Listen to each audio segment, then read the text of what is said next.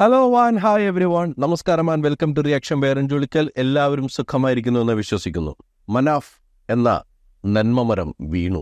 ഇത് ചിലരുടെയൊക്കെ ടാഗ് ലൈനാണ്. മനുഷ്യത്വം നഷ്ടപ്പെട്ടു പോയി എന്നൊക്കെ നമ്മൾ വിചാരിക്കുന്ന സമയത്താണ് പലപ്പോഴും ചില മനുഷ്യരെ നമ്മൾ കണ്ടുമുട്ടുന്നത്. മനാഫ് അത്തരത്തിലൊരു മനുഷ്യനാണ്, അതാണ് എൻ്റെ പൂർണ്ണമായ വിശ്വാസം. അതുകൊണ്ട് തന്നെ ഈ മനാഫ് എന്ന വൻമരം വീണു എന്ന രീതിയിലൊക്കെ പ്രചരണം നടത്തുന്ന, അല്ലെങ്കിൽ കൺവിൻസിങ് സ്റ്റാർ മനാഫ്ക എന്നൊക്കെ പറഞ്ഞിട്ട് പോസ്റ്റ് ഇടുന്ന ചില ക്ഷുദ്രജീവികളുണ്ട്. അവരെക്കുറിച്ചൊന്നും പറയാനില്ല, കാരണം ഇവരൊക്കെ എല്ലാ കാലത്തും ഒരേ കുത്തിത്തിരിപ്പായിട്ട് വരും. അത്തരത്തിൽ ചില കുത്തിത്തിരിപ്പുകാരെ കയറിയത് കൊണ്ടാണെന്ന് തോന്നുന്നു കഴിഞ്ഞ ദിവസം അർജുൻ്റെ വീട്ടുകാർ നടത്തിയ പത്രസമ്മേളനം. എനിക്കവരെ ഒരു രീതിയിലും ഒരു സൈബർ അറ്റാക്ക് നടത്തുന്നതിനോട് ഒരു താല്പര്യവുമില്ല. എന്തൊക്കെയായാലും ഒരു വീട്ടിൽ ഒരാൾ നഷ്ടപ്പെട്ടു കഴിഞ്ഞാൽ അത് ആ വേദന ആ കുടുംബത്തിൽ ഓരോ അംഗത്തിനുണ്ടാവും. ആ സാഹചര്യത്തിൽ നമ്മൾ വീണ്ടും അവരുടെ പരാമർശങ്ങളെ വിമർശിക്കുന്നതിൽ തെറ്റൊന്നുമില്ല. പക്ഷെ അതിലൊരു പരിധി കടന്ന് സൈബർ അറ്റാക്ക്, സൈബർ ബുള്ളിങ്ങിലേക്ക് പോകുന്നത് ഒരു ശരിയായ ടെൻഡൻസി അല്ലെന്നാണ് തോന്നുന്നത്. എന്തായാലും ആ പത്രസമ്മേളനത്തിന് ശേഷം പല വിവാദങ്ങളും ഉണ്ടായി, പല സംവാദങ്ങളും ഉണ്ടായി. മനാഫിനോട് തന്നെ പലരും ചോദ്യങ്ങൾ ചോദിച്ചു. മീഡിയകൾ അദ്ദേഹത്തെ കണ്ടുമുട്ടുന്ന സാഹചര്യത്തിൽ ഇന്റർവ്യൂ എടുത്തവരുണ്ട്, ഒറ്റക്കൊറ്റക്കെടുത്തവരുണ്ട്. അങ്ങനെ അതിൽ ചില പ്രധാനമായിട്ട് പൊങ്ങി വന്നിട്ടുള്ള ചില വിവാദ പരാമർശങ്ങൾ, അതിനെക്കുറിച്ച് മാത്രമാണ് റിയാക്ഷൻ വീഡിയോ ചെയ്യുന്നത്.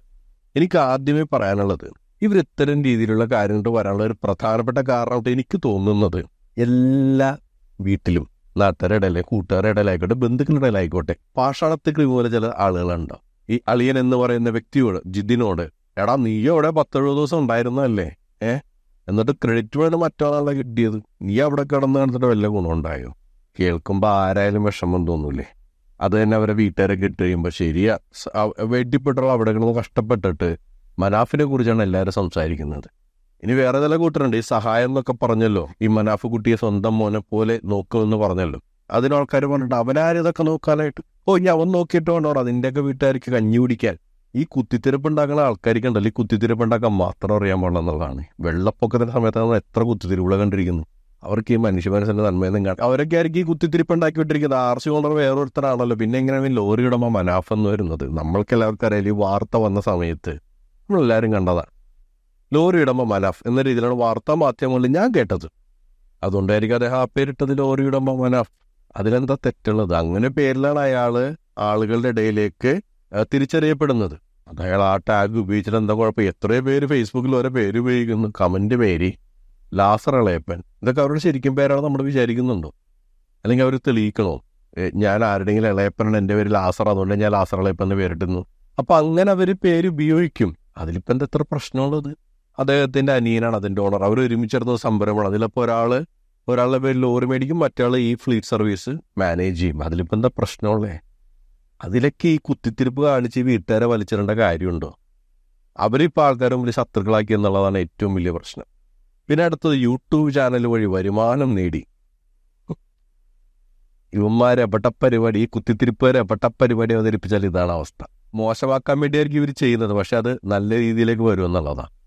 ഞാൻ പറയണ്ടല്ലോ ആരെക്കുറിച്ചാണ് ഈ പറയുന്നത് എന്നുള്ളത്. വിവാദം വരുന്ന സമയത്ത് 10,000 സംതിങ് എന്തോ ഫോളോവേഴ്സ്, സബ്സ്ക്രൈബേഴ്സ് അദ്ദേഹത്തിന് ഉണ്ടായിരുന്നുള്ളൂ. ഞാൻ കുറച്ചു മുന്നേ നോക്കുമ്പോൾ 2,60,000 സബ്സ്ക്രൈബേഴ്സ് ഉണ്ട് ഒറ്റ ദിവസം കൊണ്ട്. 24 മണിക്കൂർ കൊണ്ട് സംഭവിച്ചതാ. പിന്നെ യൂട്യൂബ് ചാനൽ വഴി വരുമാനം 10,000 സബ്സ്ക്രൈബേഴ്സ് ഉള്ള, ഇപ്പം എനിക്ക് ഏകദേശം 10,000 സബ്സ്ക്രൈബേഴ്സാണ് ഉള്ളത്. അതിൽ മനാഫിൻ്റെ അകത്ത് ഉള്ള വീഡിയോയിലാകെ ഒരു വീഡിയോയാണ് നേരത്തെ ഒരുപാട് വ്യൂസ് ഉണ്ടായിരുന്നത്. അത് അവർ ഞങ്ങളെ സഹായിക്കണമെന്ന് പറഞ്ഞിട്ട് ആദ്യത്തെ വീഡിയോ ആണ്. അതാണ് 1,00,000 മേളിൽ പോയി വ്യൂസ് ഉള്ളത്. അല്ലാതെ അത്ര വ്യൂസ് ഒന്നും ഉണ്ടായിരുന്നില്ല. കൂടി വന്നൊരു 10,000 രൂപ, അത് ഈ മനാഫ് അത് എനേബിൾ ചെയ്തിട്ടുണ്ടെങ്കിൽ യൂട്യൂബ് പാർട്ട്നേഴ്സ് പ്രോഗ്രാം അപ്ലൈ ചെയ്ത് അപ്രൂവ് ചെയ്ത് വരണം. അത് കിട്ടിക്കതിന് ശേഷം വരുന്ന വ്യൂസിനുള്ള വരുമാനം കൂട്ടുള്ളൂ. എന്നാലും എല്ലാം കൂടി ഇട്ടൊരു 10,000 രൂപ കിട്ടിയിട്ടുണ്ടാവും. ഇത് ഇത്ര വലിയ വരുമാനമായിട്ട് ആർക്കാ തോന്നണേ? അങ്ങനെ തന്നെ പറയുന്നത് 2 തലമുറക്ക് തിന്നാനുള്ള വകുപ്പ് പുള്ളിയുടെ ഫാദർ ഉണ്ടാക്കിയിട്ടുണ്ടെന്ന്. 10,000 രൂപയ്ക്ക് വേണ്ടി യൂട്യൂബ് ചാനൽ തുടങ്ങി. ഇപ്പോൾ എന്തായി? ഇവർ ഈ സമ്മേളനമൊക്കെ നടത്തി ഈ കുത്തിത്തിരിപ്പുകാരൊക്കെ ഇറങ്ങി തിരിച്ചപ്പോൾ ഇപ്പം സത്യത്തിൽ പുള്ളിയുടെ ചാനൽ ഹിറ്റായി. അതാണ് സത്യം. അർജുൻ്റെ പേരിൽ പൈസ വാങ്ങി. ഇപ്പോൾ അദ്ദേഹം പറഞ്ഞിട്ടുണ്ട്, അർജുൻ്റെ പേരിൽ പൈസ വാങ്ങിയിട്ടുണ്ടെങ്കിൽ പൊതുസ്ഥലത്ത് വെച്ച് കല്ലെറിഞ്ഞ് കൊന്നെന്നാണ് അദ്ദേഹം പറഞ്ഞിരിക്കുന്നത്. അദ്ദേഹം ഈ അർജുൻ്റെ പേരിൽ പൈസ വാങ്ങിയെന്ന് പറയുന്ന ഒരു കാര്യത്തെക്കുറിച്ച് കൃത്യമായിട്ട് പറയുന്നുണ്ട്. ഇദ്ദേഹത്തെ ആദരിക്കാൻ വിളിച്ച സ്കൂള്, ആ സ്കൂളിൻ്റെ മാനേജ്മെൻ്റ് ഒരു തുക അദ്ദേഹത്തിന് പാരിതോഷികമായിട്ട് നൽകാം എന്ന് പറഞ്ഞിരുന്നു. മനാഫ് പറഞ്ഞത് ആ പൈസ അദ്ദേഹത്തിന് ആവശ്യമില്ല, അത് അർജുൻ്റെ മകന് അവൻ്റെ പേരിലേക്ക് കൊടുത്താൽ നന്നായിരിക്കും എന്ന രീതിയിലാണ് പറഞ്ഞത്. ഈ മകന് ബാങ്ക് അക്കൗണ്ട് ഉണ്ടെന്ന് അറിയാൻ വേണ്ടി തിരക്കിയെടുത്താണ് പറഞ്ഞത്. അർജുൻ്റെ പേരിൽ കുറച്ച് പൈസ തരാൻ ആളുകൾ തയ്യാറായിട്ടുണ്ട് എന്നുള്ള കാര്യം പറഞ്ഞത്. ഇത്രയുള്ള ആ സംഭവം, അർജുൻ്റെ പേരിൽ കാശ് പിരിച്ചു എന്ന് പറയുന്നൊരു കാര്യമാണ്. ഈ ഒരു പെർട്ടിക്കുലർ ഈവൻറ്റിന് ആ സ്കൂൾ മാനേജ്മെൻറ്റ് പറഞ്ഞൊരു കാര്യമാണ്. അതാണ് അബദ്ധത്തിലായെന്ന് തോന്നുന്നു. ഇനി ആരെങ്കിലുമൊക്കെ പൈസ കൊടുത്തിട്ടുണ്ടെങ്കിൽ വേറെ ചില ചാരിറ്റിക്കാരെന്താ ചെയ്യണമെന്ന് നമുക്കറിയാം. പകുതി മുക്കലാണ് പരിപാടി. ആ കഥ വരെ ഇറങ്ങിക്കഴിഞ്ഞു കേട്ടോ. 60-40% പൈസ മേടിക്കാണെന്ന രീതിയിൽ വരെ, കമ്മീഷൻ അടിക്കാണെന്നുള്ള രീതിയിൽ വരെ കഥകൾ ഇറങ്ങി ഇതിനിടയിൽ തന്നെ, ഈ ചെറിയ സമയത്തിനിടയിൽ. ഇങ്ങനെ ഓഫർ ചെയ്യുന്ന കാര്യം പറഞ്ഞു, സത്യസന്ധമായിട്ട് ആൾ പറഞ്ഞതല്ലേ. ഇവർക്ക് വേണ്ടാന്ന് പറഞ്ഞു, വേണ്ടാന്ന് പറഞ്ഞാൽ തീർന്നു. ആരെങ്കിലും ഇനിയിപ്പോൾ ഇൻ കേസ് മനാഫെ നിങ്ങളുടെ കയ്യിൽ ആ പൈസ കെട്ടി ഏൽപ്പിച്ചിട്ടുണ്ടെങ്കിൽ തന്നവർക്ക് അതാണ് തിരിച്ചു കൊടുത്തേക്കുക. ഇനി അവരത് വേണ്ടാന്ന് പറയുകയാണെങ്കിലേ വേറെ ഒരുപാട് പേരുണ്ടെന്ന്. ആ വയനാട്ടിലൊക്കെ ദുരന്തത്തിൽപ്പെട്ട ആളുകളുണ്ട്. അറിയാവുന്ന ആർക്കണേലും അവർക്ക് കൊടുത്തേക്ക്. പൈസ കിട്ടിയിട്ടില്ലെന്നാണ് എനിക്ക് മനസ്സിലായത്. ഇനി അഥവാ അങ്ങനെ രീതിയിൽ ആരെങ്കിലും കെട്ടി ഏൽപ്പിച്ചിട്ടുണ്ടെന്നുള്ള കാര്യം ഞാൻ പറഞ്ഞത്. ഇനി അതേസമയം തന്നെ ഈ ആവേശ കമ്മിറ്റിക്കാർ മറ്റേ സൈഡിൽ നിന്ന് പറയുന്നുണ്ട്. 2 സൈഡിലുണ്ട് കേട്ടോ. ഒരു സൈഡിലുള്ളവർ മാത്രമല്ല, മറ്റേ സൈഡിൽ ഇതേമാതിരി എക്സ്ട്രീമായിട്ട് പറയുന്നവർ. അതാ ഞാൻ പറഞ്ഞത്, ഈ സൈബർ ബുള്ളിയും ചെയ്യുന്നവർ നമുക്ക് അംഗീകരിച്ചു കൊടുക്കാൻ പറ്റില്ല. വീട്ടുകാരെ കുറ്റം പറയുന്നതോ അവരങ്ങോട്ട് ഒരു അറ്റാക്ക് ചെയ്യുന്നത് അതൊരു നല്ല കാര്യമല്ല. അവരങ്ങനെ ഒരു പത്രസമ്മേളനം നടത്തി വിമർശിക്കാം, പക്ഷേ ഒരു ലെവല് വിട്ട് പറയരുതെന്നാണ്. അപ്പം അങ്ങനെ ഒരു ലെവല് വിട്ട് പറഞ്ഞൊരു കാര്യമായിട്ട് വന്നതാണ്. ഈ പൈസ വേണ്ടെങ്കിൽ ഇവർക്ക് കിട്ടിയൊരു ജോലി ഉണ്ടല്ലോ, അർജുനൻ്റെ ഭാര്യയ്ക്ക് കിട്ടിയ ജോലി, ആ ജോലി കൂടി വേണ്ടാന്ന് വെച്ചുകൂടെ? അതിൻ്റെ ഒന്നും ആവശ്യമില്ല കേട്ടോ.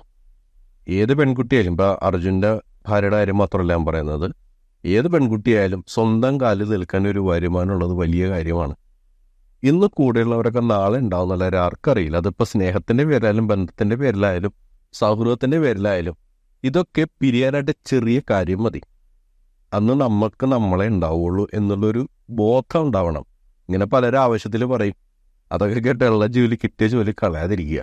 നാളെ നിങ്ങൾക്കൊരു ജീവിതം വേണം, നിങ്ങൾക്ക് ഒറ്റക്ക് നിൽക്കണം എന്നുള്ള സാഹചര്യം വരുമ്പോൾ ഇതൊക്കെ ഉപകരിക്കും. ഇനി ബന്ധുക്കൾ പിരിഞ്ഞില്ല എന്ന് തന്നെ ഇരിക്കട്ടെ, ചിലപ്പോൾ ബന്ധുക്കളോ സുഹൃത്തുക്കളോ വിചാരിച്ചാലും സഹായിക്കാൻ പറ്റാത്ത സാഹചര്യം ഉണ്ടാവും. അവരെ കൊണ്ട് കൂട്ടിയാൽ കൂടാത്തൊരു സാഹചര്യം ഉണ്ടാവും. അന്ന് നമ്മളുടെ കയ്യിൽ എന്തെങ്കിലും ഉണ്ടെങ്കിലാണ് നമ്മൾക്കത് ഉപകരിക്കുന്നത്. അപ്പോൾ ഈ ആവേശക്കാരെ വാശി പിടിപ്പിക്കാനോ അല്ലെങ്കിൽ പല രീതിയിലൊക്കെ നിങ്ങളുടെ അടുത്ത് വന്നിട്ട് ഇതുപോലുള്ള എക്സ്ട്രീമായ കമൻറ്റ് പറയുമ്പോൾ അതൊക്കെ വകവയ്ക്കാതെ പോവാന്നുള്ളതാണ്. ആവശ്യമില്ലാതെ ആ ജോലി നിങ്ങളേണ്ട കാര്യമില്ല. പിന്നെ സെൻഡ് ഓഫ്, അത് ആദ്യം കേട്ടപ്പോൾ ഞാനും ഒന്ന് ഞെട്ടി കേട്ടോ. സെൻഡ് ഓഫ് പാർട്ടി വല്ലതാണോ നടത്തിയെന്നുള്ളത്. അങ്ങനെ അല്ല എന്നുള്ള കാര്യം പിന്നീട് മനസ്സിലായി. അതാ കൂടെ നിന്നൊരു പയ്യന് നല്ല രീതിയിൽ ഭക്ഷണം മേടിച്ച് പറഞ്ഞു വിട്ടു. അതിനാണ് ഈ സെൻഡ് ഓഫ് എന്ന രീതിയിൽ അദ്ദേഹം പറഞ്ഞത്. അവനെ യാത്രയാക്കാണെന്ന രീതിയിൽ പറഞ്ഞത്. എല്ലാവരെയും കൂട്ടി കുറച്ചൊരു ഭക്ഷണമൊക്കെ വാങ്ങിക്കൊടുത്ത് വിട്ടാൽ പോലെ തെറ്റാണെന്ന് ഞാൻ പറയില്ല.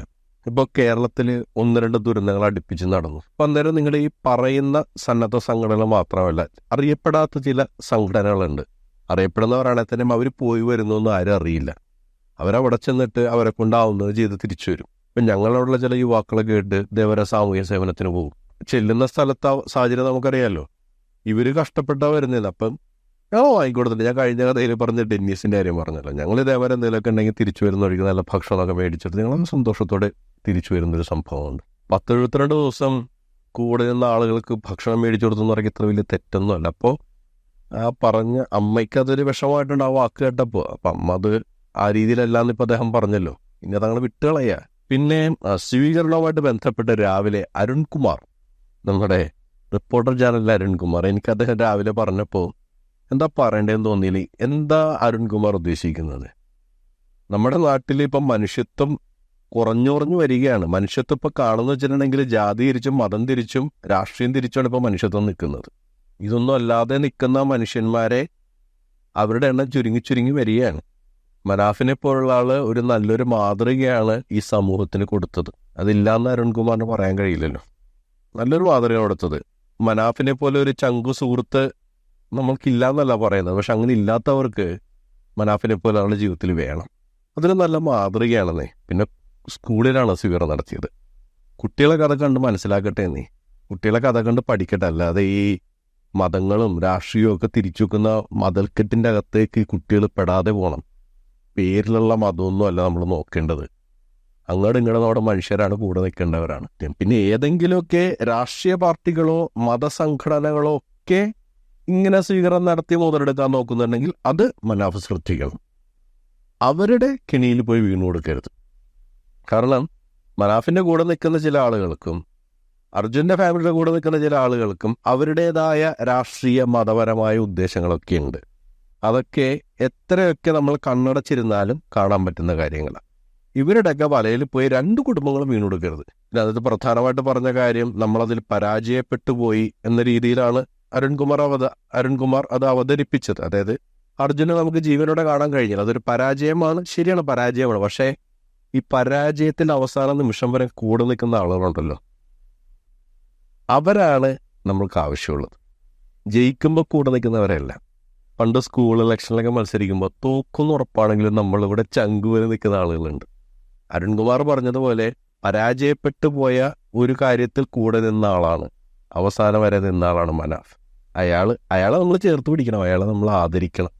അതിൽ തെറ്റൊന്നുമില്ല. പിന്നെ ഈ പറയുന്ന പോലെ ദുഷ്ടലാക്കൂടെ വരുന്നവരും ഒന്ന് കരുതിയിരുന്നത് നല്ലതാണ്. പിന്നെ മറ്റൊരു സംഭവം ഈശ്വർ മൽപ്പയോട് ബന്ധപ്പെട്ടാണ്. അയാൾ നാടകം കളിച്ചു എന്നാണ് പറയുന്നത്, ഇദ്ദേഹവും നാടകം കളിച്ചെന്നാണ് പറയുന്നത്. അതുകൊണ്ട് ചില ദിവസങ്ങൾ വൈകിയെന്നാണ് പറയുന്നത്. ആദ്യ ദിവസങ്ങളിലൊക്കെ എന്ത് ചെയ്യണമെന്ന് അറിയാതിരിക്കുന്ന സമയത്ത് കിട്ടുന്ന എല്ലാ കച്ചിത്തുരുമ്പിലും നമ്മൾ കയറി പിടിക്കും. ചിലത് വലിക്കുമ്പോൾ തന്നെ പൊട്ടിപ്പോവും. 1-2 പൊട്ടിക്കൊണ്ടേയിരിക്കും. നമ്മൾ പിടിച്ച കച്ചിത്തുരുമ്പ് ഒന്നും ബലമുള്ളതായിരിക്കില്ല, പൊട്ടിപ്പോവും. പക്ഷെ ആ സമയത്ത് എവിടെ നിന്ന് രക്ഷ വരുമെന്നറിയാതെ ചെയ്യുന്ന കാര്യങ്ങളാണ്.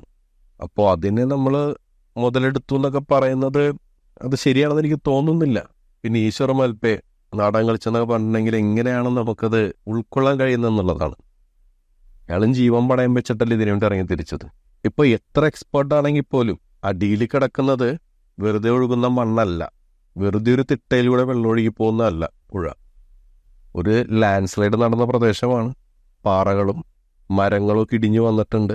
ഈ ലോറിയിൽ നിന്ന് പോയ തടികൾ അതിൻ്റെ ഇടയിലുണ്ട്. അതിലേതെങ്കിലും 2 തടികൾ അങ്ങോട്ടും ഇങ്ങോട്ടും വരുന്നുണ്ട്. കയ്യോ കാലോ അതിൽ പെട്ടുപോയി അനക്കാൻ പറ്റാത്ത സാഹചര്യം ഉണ്ടെങ്കിൽ എന്ത് ചെയ്യും? നമ്മളതൊക്കെ ആലോചിക്കണ്ടേ? പറയുന്ന പോലെ കുത്തിത്തിരിപ്പവർ പറഞ്ഞു തരുമ്പോൾ നമ്മൾ മനസ്സിലത് ചിന്തിക്കണം. നമ്മൾ നാടകം എന്നൊക്കെ പറയുമ്പോഴേക്ക് അതൊക്കെ ആളുകൾക്ക് വിഷമമുണ്ടാക്കുന്ന കാര്യമാണ്. അർജുൻ എന്ന പേര് ലോറിക്കിടുന്ന കാര്യം, അതൊക്കെ ഓരോരുത്തർ ഇഷ്ടമല്ലേ. എത്രയും ലോറികൾ അർജുൻ്റെ പേരിൽ ഓടുന്നു ഇവിടെ.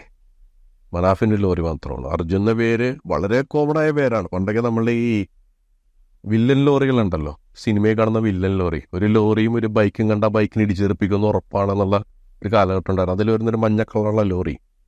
ആ ലോറിക്കൊക്കെ പൊതുവെയുള്ള പേരുകളൊന്നാണ് ഈ അർജുൻ. അത് പലരും ഇടുന്നതാണെന്നേ. ഇപ്പം അദ്ദേഹത്തിൻ്റെ ഒരു തൊഴിലാളിയുടെ ഓർമ്മയ്ക്ക് വേണ്ടി ഇടുന്നു എന്ന് പറയുമ്പോൾ അത് നമ്മൾ അംഗീകരിക്കണം വേണ്ടത്, അല്ലാതെ അതിനെ പുറം വിമർശിക്കേണ്ട കാര്യമൊന്നുമില്ല.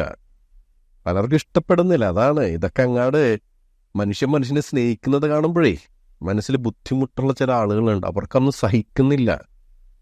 അവരുടെ മനസ്സിൽ ഈ പേരിൽ കിടക്കുന്ന മതം അനുസരിച്ചുകൊണ്ട് ആളുകൾ ബിഹേവ് ചെയ്യണം. മതത്തിൻ്റെ അകത്ത് വേണം നിൽക്കാൻ, പുറത്തേക്ക് വരാനേ പാടില്ല. അതാണ്. അതുകൊണ്ടാണ് മനാഫിൻ്റെ ലോറിക്ക് അർജുൻ എന്ന പേരോ എന്ന രീതിയിലൊക്കെ ചിന്തിച്ചു തുടങ്ങുന്നത്. വിട്ടുകളയുന്നേ. അത് അദ്ദേഹത്തിൻ്റെ ഒരു തൊഴിലാളി മരണപ്പെട്ടുപോയി, അദ്ദേഹം സ്വന്തം സഹോദരനെ പോലെയാണ് കരുതുന്നതെന്ന് അദ്ദേഹം പറയുന്നു. അദ്ദേഹത്തിൻ്റെ ഓർമ്മയ്ക്ക് അർജുൻ എന്ന പേരിടുന്നു. അത്ര വലിയ സംഭവം എടുക്കേണ്ട കാര്യമൊന്നുമില്ല. പിന്നെ അർജുൻ്റെ കുഞ്ഞിനെ സ്വന്തം മോനെ പോലെ കാണും, തൻ്റെ 4ാമത്തെ മകനെ പോലെ കാണുമെന്ന് പറഞ്ഞപ്പോൾ നമുക്കെല്ലാവർക്കും മനസ്സിലായത് ആത്മാർത്ഥമായൊരു സ്നേഹത്തെക്കുറിച്ചാണ്, അല്ലാതെ മറ്റേതെങ്കിലും രീതിയിലുള്ള ദുഷ്ടലാക്കിനെ കുറിച്ചല്ല.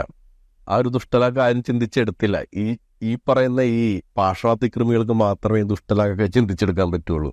സാധാരണ മനുഷ്യരങ്ങനെ ചിന്തിക്കില്ല. നമ്മൾ സ്വന്തം മക്കളെ പോലെ വളർത്തുമെന്ന് പറയുന്നതിൻ്റെ അർത്ഥം എന്താ? പണ്ടൊക്കെ നമ്മൾ ഈ നാട്ടിൻപുറത്ത്, ഇപ്പോഴും നാട്ടിൻപുറത്ത് അങ്ങനെ തന്നെയാണ്. തൊട്ടപ്പുറത്തെ വീട്ടിലെ പയ്യനാണെങ്കിൽ നമ്മൾ സ്വന്തം മകനെ പോലെയാണെന്ന് പറയും. അത് ആ ഒരു സ്നേഹം കൊണ്ട് പറയുന്നതാണ്. അത്രയേ ഉള്ളൂ അതിനകത്തേക്ക്. എൻ്റെ അപ്പുറത്തേക്കൊന്നും ചിന്തിച്ചിട്ടുള്ള കാര്യമൊന്നുമില്ല. അമ്മയെ പോലെയാണ്, എൻ്റെ മകനെ പോലെയാണ്, മകളെ പോലെയാണ്, സഹോദരനെ പോലെയാണ് എന്നല്ലേ പറയാൻ പറ്റുള്ളൂ. അതിൽ കുറെ കൂടി ഡീപ്പായിട്ട് ചിന്തിച്ച് വാക്കുകളൊക്കെ എടുത്തൊന്ന് പോസ്റ്റ്മോർട്ടം ചെയ്ത് സംസാരിക്കേണ്ട ആവശ്യമൊന്നുമില്ല. അദ്ദേഹം ഉദ്ദേശിച്ചത് ഒരു അന്യനെ പോലെ ഞാൻ കാണില്ല എന്ന അർത്ഥത്തിൽ മാത്രമാണ്. അത്രയേ ഉള്ളൂ. പിന്നെ ഏറ്റവും അവസാനമായിട്ട് പറയാനുള്ള ഒരു കാര്യം ഇൻഷുറൻസ്. അതിനി ഇപ്പം തന്നെ പല സ്ഥലത്തും തിരിയിട്ട് തുടങ്ങിയിട്ടുണ്ട്. ഇവരെന്തായാലും ഇൻഷുറൻസ് ക്ലെയിം ചെയ്യണമല്ലോ. ലക്ഷങ്ങൾ മുടക്കി മേടിച്ചൊരു ലോറിയാണ്. അത് ഇൻഷുർ ചെയ്യുന്നത് എന്തിനാ? ഇതുപോലുള്ള അപകടങ്ങളിലൊക്കെ പെട്ട് കഴിഞ്ഞിട്ടുണ്ടെങ്കിൽ നമ്മൾ ഈ ലോറിയുടെ കാര്യം മാത്രമല്ല, നമ്മളുടെ സ്വന്തം വണ്ടിയാണെങ്കിലും ബൈക്കാണെങ്കിലും നമ്മളുടെ ജീവിതമാണെങ്കിലും വീടാണെങ്കിലും എന്തിനാണ് നമ്മൾ ഇൻഷുർ ചെയ്യുന്നത്? ഒരാകസ്മികമായിട്ട് സംഭവിക്കാൻ പോകുന്ന നഷ്ടം ഉണ്ടായാൽ അത് ഉണ്ടാകണമെന്ന് ആഗ്രഹിച്ച് ചെയ്യുന്നാൽ ഇപ്പോൾ നമ്മൾ മക്കൾക്ക് വേണ്ടി മെഡിക്കൽ ഇൻഷുറൻസ് എടുക്കുന്നുണ്ട്. പിള്ളേർക്ക് അസുഖം വരണമെന്ന് വിചാരിച്ചിട്ട് എടുക്കുന്നതാണോ? പണ്ട് ചില സിനിമകൾ കണ്ടുകൊണ്ടാണെന്ന് തോന്നുന്നു, അപകടത്തിൽ ഒരാൾ മരിച്ചാൽ, വീട്ടിൽ ഒരാൾ മരിച്ചു കഴിഞ്ഞിട്ടുണ്ടെങ്കിൽ അതുമായിട്ട് ബന്ധപ്പെട്ട് ക്ലെയിം ചെയ്യുന്ന കാര്യം പറഞ്ഞാൽ ചില ഡയലോഗുകൾ അടിക്കാറുണ്ട്. അദ്ദേഹത്തിൻ്റെ ജീവന്റെ വിലയാണ് ഡയലോഗ് അടിച്ച് അത് വേണ്ടെന്നൊക്കെ പറയും. നമ്മൾ ഡിപ്പെൻഡ് ചെയ്ത് അല്ലെങ്കിൽ നമ്മൾ ഡിപ്പെൻഡ് ചെയ്ത് നിൽക്കുന്ന ഒരു സംഭവം നമ്മൾക്ക് നഷ്ടപ്പെട്ട് കഴിഞ്ഞാൽ അതുണ്ടാക്കുന്ന ഒരു ഗ്യാപ്പ് നികത്താൻ വേണ്ടി തന്നെ നമ്മൾ ചെയ്യുന്ന ഒരു സംവിധാനമാണ് ഇൻഷുർ ചെയ്യുക എന്നുള്ളത്. ഇനിയിപ്പോൾ ആൾക്കാർ പറയാൻ പോകുന്നത് എന്താ, കണ്ടില്ല ഞങ്ങൾ ആദ്യമേ പറഞ്ഞാൽ ലോറിക്ക് വേണ്ടി പോയതാണ്, ഇപ്പം കണ്ടില്ല ലോറിയുടെ ഇൻഷുറൻസ് ആയിട്ടാവും പോകുന്നത്, പിന്നെ പുള്ളി എന്താ ചെയ്യേണ്ടത്? ഇത്രയും ലക്ഷം രൂപ നഷ്ടം വരട്ടെ എന്ന് പറഞ്ഞിരിക്കണം. അതിൻ്റെ ആവശ്യമൊന്നുമില്ല. മനാഫിനോട് ഇനി മനാഫ് ഈ വളരെ ഇമോഷണായിട്ട് സംസാരിക്കുന്നുണ്ട്, ഞാൻ പറഞ്ഞതാണ്.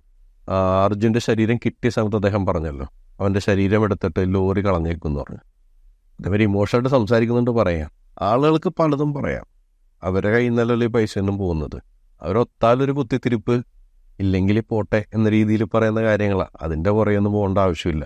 പിന്നെ അവസാനമായിട്ട് മനാഫിനോട് പറയാനുള്ളത്, മനാഫ് ഇത് മതി, നിങ്ങൾ നന്നായിട്ട് ചെയ്തു, നിങ്ങളുടെ ശ്രമങ്ങളെല്ലാവരും കണ്ടു, നിങ്ങൾ ഒരു മനുഷ്യനാണെന്ന് എല്ലാവരും തിരിച്ചറിഞ്ഞു.